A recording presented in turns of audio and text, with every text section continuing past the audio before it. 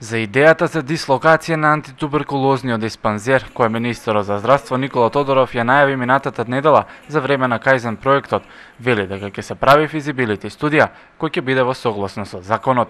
Таа физибилити студија треба да покаже дали има исплатливост да остане антитуберкулозниот диспанзер таму или да се отпочне постапка за јавно-приватно партнерство.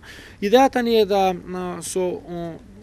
речеме еден таков договор за јавно-приватно партнерство овозможиме да се отстапи зградата, за таа сметка да се направат сериозни инфраструктурни подобрувања на болницата во Велес или набавка на неопходна опрема која што им е потребна на болницата. Меѓутоа не сакам ништо да прејудицирам во тој дел. Реков согласно законот мора да се направи студија од куќа која што е овластена за тоа и врз основа на тоа да потоа излеземе со конкретен став.